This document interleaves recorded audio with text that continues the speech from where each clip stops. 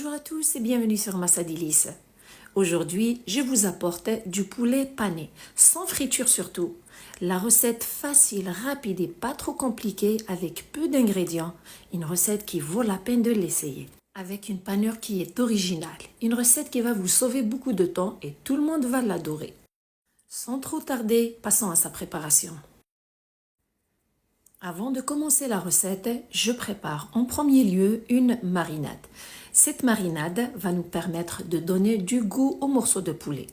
Dans un récipient, je mets 2 cuillères à soupe de jus de citron, 2 cuillères à soupe d'huile végétale avec un peu de sel, des fines herbes séchées, de l'origan et du thym avec un peu de poivre noir. Bien mélanger le tout. Une fois que c'est fait, la marinade est prête. On passe à l'étape suivante.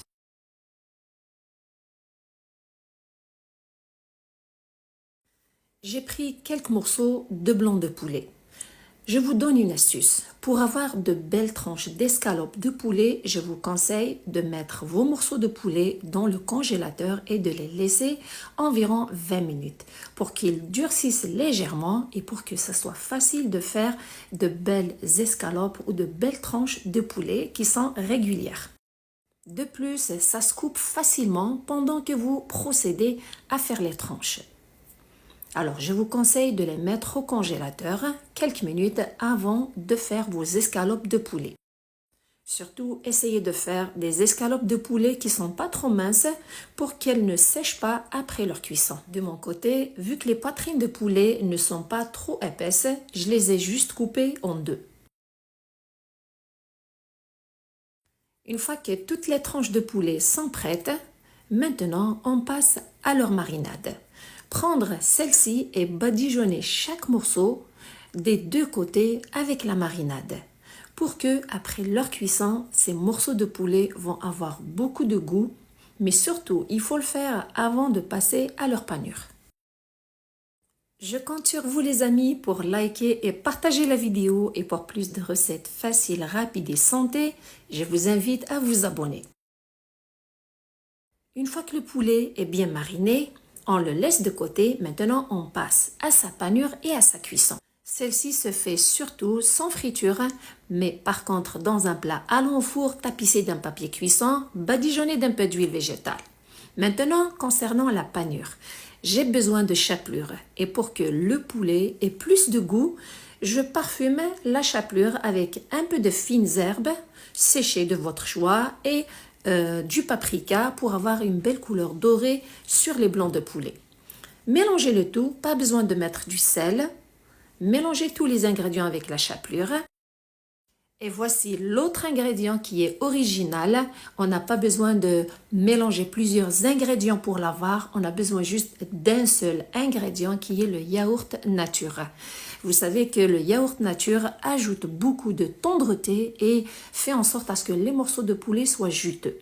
Si vous avez du yaourt nature qui est épais, essayez de le diluer avec un peu d'eau pour qu'il soit léger, pour que ce soit facile bien sûr de tremper les morceaux de poulet dedans.